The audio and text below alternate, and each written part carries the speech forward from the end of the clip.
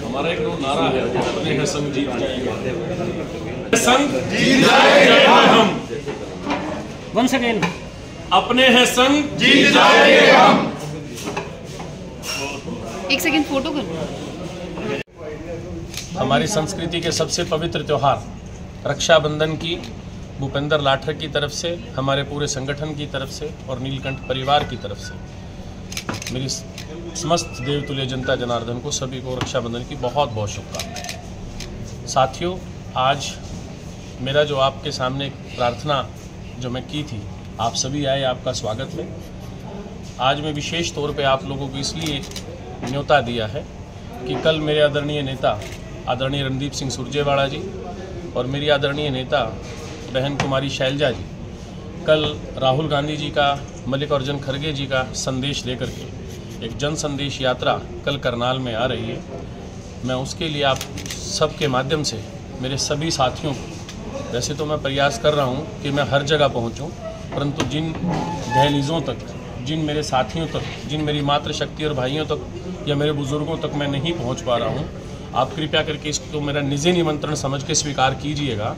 मेरे सभी साथी कल सुबह 10:30 बजे राम कुमार कल्याण अंकल जी के पेट्रोल पंप के नज़दीक सेक्टर 12 हुड्डा का ग्राउंड है, वहाँ हमें बाकायदा परमिशन मिली है, वहाँ हमने एक व्यवस्था की है, वहाँ फंडार लगा है।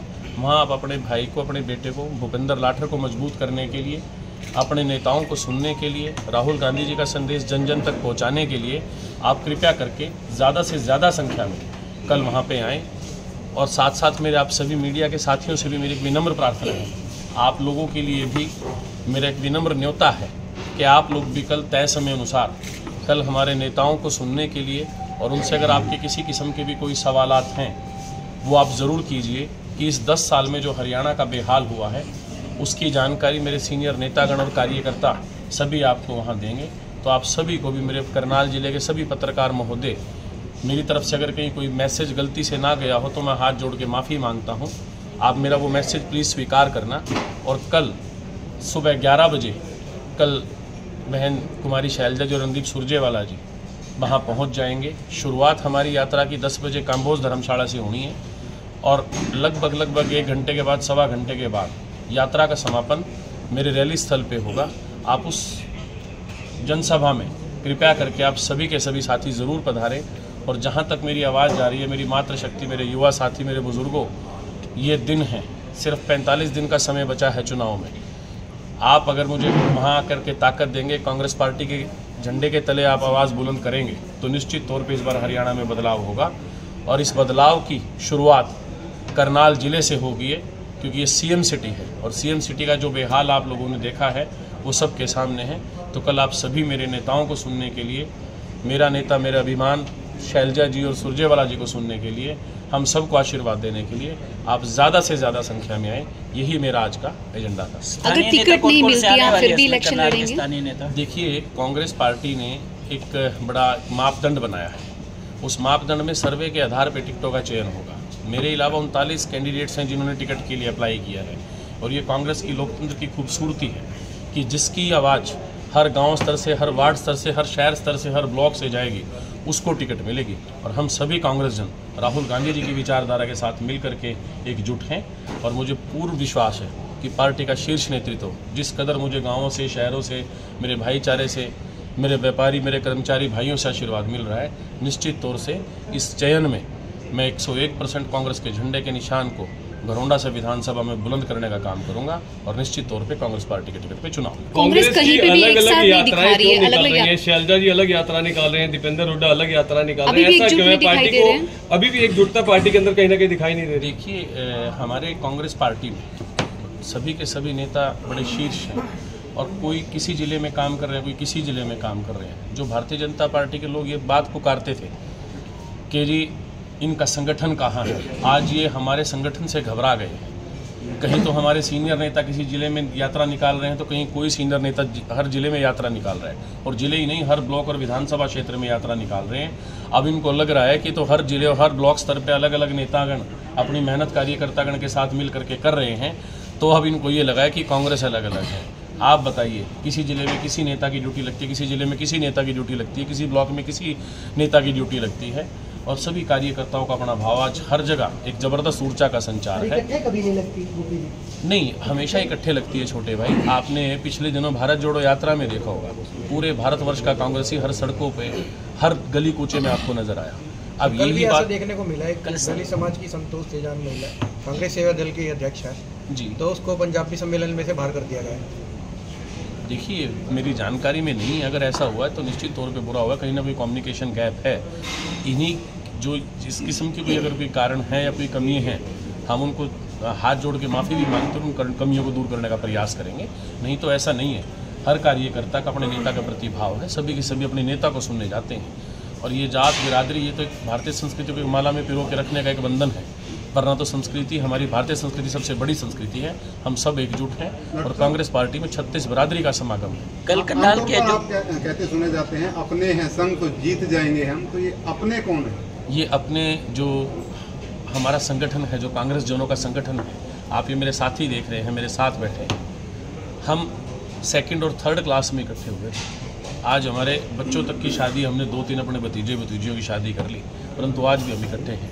ना हमने जब स्कूल में यारी दोस्ती की या जब कॉलेज में हम मित्र बने, ना तो हमारी माँ एक है, और फिर भी हमारे में भाइयों जैसा भाव है। मैं तो हमेशा कहता हूँ ब्रदर फ्रॉम अनदर मदर।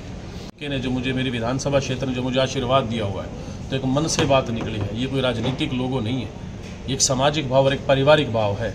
जैसे मैं कहता हूँ कि ब्रदर फ्रॉम अनदर मदर, कि अपने हैं संग जीत जाएंगे हम।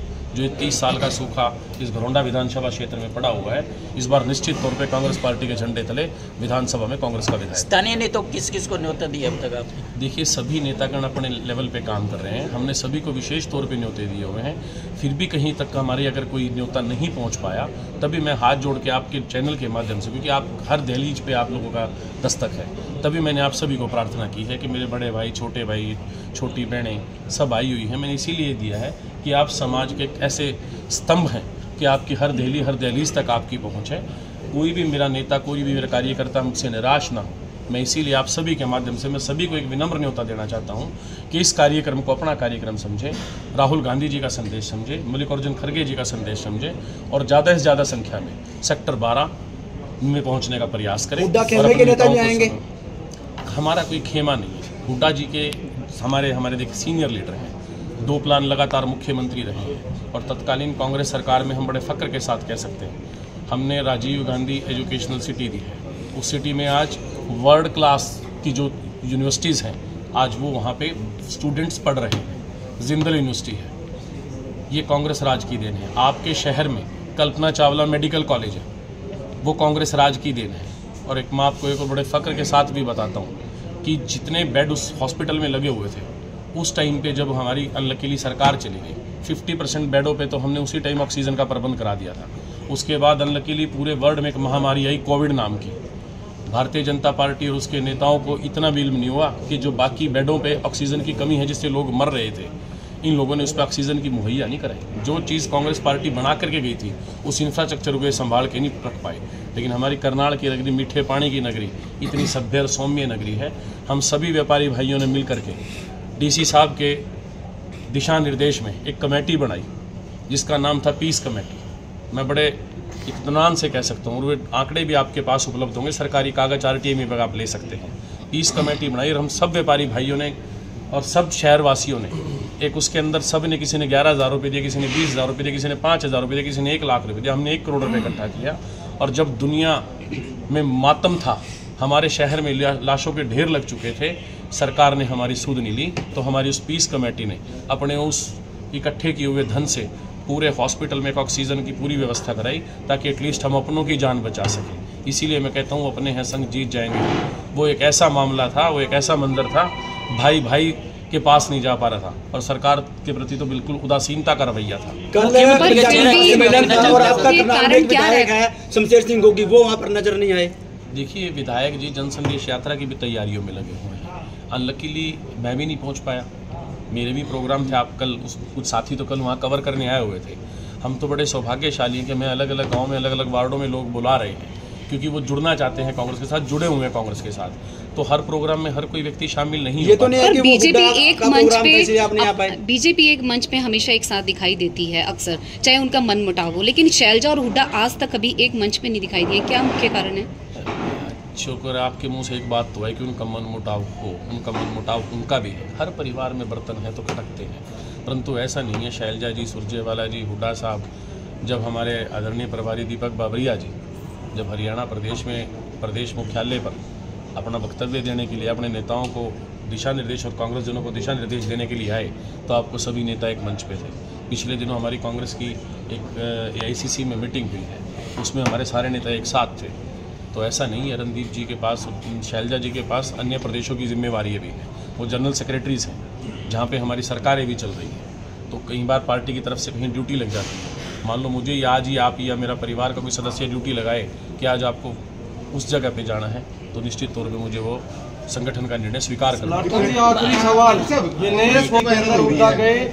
नीरज चोपड़ा का स्वागत करने कोई कांग्रेसी क्यों नहीं गया? मैं सॉरी, मैं विनेश फोगाट का सिल्वर मेडल जीत के आए हैं, उनका स्वागत करने कोई कांग्रेसी क्यों नहीं गया? देखिए, मेरी जानकारी में नहीं है। खिलाड़ी जो होते हैं वो देश का सम्मान है, आत्म सम्मान है।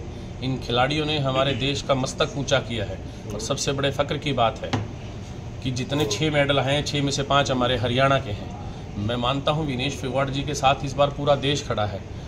वो कहीं टूट ना जाए, वो अकेले ना रह जाए। शायद तभी दीपेंद्र हुड्डा जी या सभी जो उनके साथी गण हैं, क्योंकि उनके साथ जिस तरह से धोखा हुआ है, उस धोखे में वो कमज़ोर ना पड़े, इसीलिए शायद वो वहाँ तो पहुँच गए हैं। लेकिन अगर नीरज जी के साथ पिछला, अगर जब वो हमारा गोल्ड मेडल लेके आए थे, तब हम सारे कांग्रेस जन खड़े थे। लेकिन मैं आपकी एक जानकारी दुरुस्त कर देता हूँ छोटे भाई, परसों ही मैं देख रहा था दीपेंद्र हुड्डा जी नीरज चोपड़ा जी के बाकायदा घर जा कर के आए। अगर वो वहाँ नहीं पहुँचे, उनकी दहलीज तक अपना संदेश लेकर शीश झुका के जब पहुँच गए, तो मेरे ख्याल से इसको इधर नहीं लेना चाहिए। इस टाइम पे जो सबसे ज़्यादा ज़रूरी था वो ये ज़रूरी था कि जिस बेटी को, जिस हमारी भारतीय संस्कृति के मान को विदेशों से कमज़ोर करके भेजा गया, वो अपने देश में आके वो टूटा हुआ महसूस ना करे। इसलिए सभी कांग्रेस पार्टी के सभी साथी विनेश फोगाट का स्वागत करने के लिए एयरपोर्ट पे पहुंचे से। मैं इसी सवाल पे आपको एक सवाल पूछना चाहता हूँ। कांग्रेस जनों को तो अपनी बेटी की सुध लेने की पड़ी थी, क्या भारतीय जनता पार्टी के या देश में बैठे हुक्मरानों को या प्रदेश में बैठे हुक्मरानों को ये चिंता नहीं हुई कि हमारी बेटी टूटे मन से अपने देश में आ रही है? क्या उनका फ़र्ज़ नहीं बनता था? क्या सारे फ़र्ज़ कांग्रेसियों के बनते हैं? मैं मानता हूं हमारे तो फ़र्ज़ बनते हैं, चाहे कोई हमें बताए या ना बताए, हम अपने फ़र्ज़ आखिरी दम तक निभाते रहेंगे। राजनीति कल्ली सेवा नहीं है, राजनीति एक विचार भी है, राजनीति एक भाव भी है। उस भाव से कि विनेश फोगाट किसी एक माँ की बेटी नहीं थी, भारत माँ की बेटी थी, पूरे हरियाणा की बेटी थी, पूरे देश की बेटी थी। इसी भाव से हम नीरज चोपड़ा के घर भी पहुँचे हैं, विनेश फोगाट हमारी बेटी के, हमारी बहन के पास भी पहुँचे हैं। क्या भारतीय जनता पार्टी के लोगों को नहीं पूछना चाहिए था? इसी में एक सवाल और एक ऐड करता हूँ। BCCI, भारतीय cricket control board of India, पूरे वर्ल्ड का सबसे महंगा और सबसे अमीर कंट्रोल बोर्ड है। अमित शाह जी के बेटे उसके अध्यक्ष बने बैठे हैं। उनके लिए तो मैच देखने उनको वहाँ भी जाके फुर्सत है, क्योंकि पैसे पे बैठे हैं। पैसे के ऊपर तो उन्होंने चौकड़ी मार के बैठ ली। क्या उस बेटी को जब उसकी लड़ाई लड़ने की बात आई, क्या प्रधानमंत्री का, खेल मंत्री को विदेश में जाकर अपनी बेटी के साथ, भारत की बेटी के साथ नहीं खड़ा होना चाहिए था? जहाँ पैसे नज़र आते हैं तो वहाँ बीजेपी और उसके नुमाइंदे नज़र आते हैं, और जहाँ साथ देने की बात आती तो वहाँ से नदारद में कि जब कोई तकलीफ में होता है तो हम उसके साथ खड़े होते हैं। लाठर साहब, एक प्रश्न बेटियां है सुरक्षित नहीं है, सरकार किसी की भी आए। पंजाबियों के आज कहीं ना कहीं वोट साधने की बात चल रही है और पंजाबी महासभा भी चल रही है कांग्रेस के द्वारा। रोहतक में जब जाट आंदोलन हुआ तो उसके जाट कहीं ना कहीं जो आंदोलन हुआ था उसके अंदर सबसे ज्यादा पंजाबियों की दुकानें फूकी गई थी, सबसे ज्यादा नुकसान भी पंजाबियों का था। किस तरह से पंजाबियों के वोट साधेगी कांग्रेस और किस तरह से उनको मनाएंगी? देखिए, जाट आरक्षण का जो मुद्दा है ये भारतीय जनता पार्टी के साथी बार बार उठाते हैं। ये एक तरह से हमारे हरियाणा प्रदेश के भाईचारे पे एक सर्पदंश हुआ था और एक ऐसा वज्रघात हुआ था जो हम सब के लिए काले दिन के रूप में मनाया जाता है। और उसमें भी, उस जाट आरक्षण के दिनों में भी, मैं फिर कहूँगा हमारा इलाका बड़े मीठे पानी का इलाका है। उस जाट आरक्षण के दिनों में भी हमने यहाँ पे फिर दोबारा इकट्ठे किए हैं पैसे कि किसी भाई का नुकसान ना हो जाए, और सरकार के ऊपर दोबारा बाकायदा विपक्ष ने भी एक दबाव बनाया था कि आप लोगों की जिम्मेवारी ये बनती है, ये आप लोगों का फेलियर है, आप किसी दुकानदार की सुरक्षा नहीं कर पाते, आप किसी कर्मचारी की सुरक्षा नहीं कर पाते, आप किसी व्यापारी की सुरक्षा नहीं कर पाते। हम सब ने पैसे भी इकट्ठे किए थे, जो अपनी नेक कमाई से 2 रुपये किए थे, 100 रुपये के, परंतु भाव तो सेवा का था। हमने सब उन दुकानदारों की भरपाई करने का काम किया था। भारतीय जनता पार्टी के हुक्मरानों ने क्या किया? आज तक उस जाट आरक्षण का नाम लेकर के राजनीति करते हैं, आज तक उस जाट आरक्षण का नाम लेकर राजनीति करते हैं। कभी किसान आंदोलन पे, कभी कोविड में कौन जवाब देगा? लाशों के ढेर लगे, इनकी अर्थव्यवस्था खत्म हो गई। क्या कि इन्होंने किसी का कोई प्रॉपर्टी टैक्स छोड़ा है? क्या किसी का बिजली का बिल छोड़ा है? क्या किसी की सैलरी दी है? या किसी गरीब आदमी के घर इन्होंने क्या राशन पहुंचाया है? राशन पहुंचाया आपने और हमने, और फीता कटवाने पहुंच के भारतीय जनता पार्टी के लोग। ये फर्क है कथनी और करनी। सरकार किसी की भी बेटियां सुरक्षित नहीं है, कैंडल मार्च हमेशा चलता ही रहता है। अगर आपकी सरकार आ गई तो क्या होगा? मुझे एक बड़ा दुख होता है। मैं ये नहीं कहता कि मैं कैंडल मार्च का समर्थन नहीं करता, मैं कैंडल मार्च का भी समर्थन करता हूँ, परंतु ये भारतवर्ष तो वो देश है, जब हमारी बेटी पे आँच आई थी तो हम अकेले कैंडल मार्च से नहीं चले थे। हमने ऐसे सख्त निर्णय लिए हैं, ये रानी लक्ष्मीबाई का देश है। तो महाभारत छिड़ गई थी बेटी की सुरक्षा पे अगर बात आई थी। आज लोग मणिपुर में किस तरह से हमारी बहन बेटियों को सड़कों पे बिना कपड़ों के घुमाया गया, मुझे शर्म आती। क्या सरकार की कोई जिम्मेवारी नहीं बनती? कलकत्ता में जो केली हादसे, अगर कोई ऐसा मेरे हाथ में भी कानून हो तो मैं सरेआम उसको चौक चौराहे पे फांसी के तख्ते पे लटका दूं, क्योंकि सबकी बेटी है, सबके प्रति हमारी जिम्मेवारी। मैं निश्चित तौर पे किसी बच्चे का खिलौना नहीं छीनने दूंगा। अगर मेरे हाथ में ये कलम आई, क्राइम तो दूर की बात है, अगर बच्चे का खिलौना भी सड़क पे गलती से बाहर छूट गया तो वो आपके घर सुरक्षित पहुंचेगा। मेरी बेटी को तो कोई हरियाणा में किस नेतृत्व का, प्रादेशिक नेतृत्व का फैसला होगा। जो विधायक चुन करके आएंगे, विधायकों की एक मीटिंग होगी, जो विधायक दल का नेता उसमें चुना जाएगा कांग्रेस पार्टी में, वही मुख्यमंत्री। ये शहर के अंदर जाएगी या एक स्थल पर रहने वाले? संदेश यात्रा सुबह 10 बजे काम्बोज धर्मशाला से शुरू होगी। उसके बाद वहाँ से शुरुआत करके भगवान वाल्मीकि जी के चौक से आकर के करण गेट के मेन बाजार से अंदर से होकर के, उसके बाद भगवान महावीर चौक और महावीर दल कुंजपुरा रोड के सामने से होकर हॉस्पिटल चौक से घूम के और शहीद मदन लाल ढींगरा जी की मूर्ति के ऊपर माल्यार्पण भी करेंगे। और उसके बाद फिर जो सेक्टर 12 में जो जनसभा है, उस जनसभा के लिए मैं विशेष तौर पे आपको न्योता देने के लिए इस यात्रा में भी शामिल और जनसभा में ज़्यादा से ज़्यादा संख्या में आए। और कल हमारे लिए एक बड़ा हर्ष का विषय भी है। कल हमारे स्वर्गीय प्रधानमंत्री और हिंदुस्तान को मॉडर्न हिंदुस्तान कहलाने वाले प्रधानमंत्री राजीव गांधी जी की जयंती भी है, कल उनका जन्मदिन भी है। हम उसको भी बड़े हर्षोल्लास से करते हैं। धन्यवाद।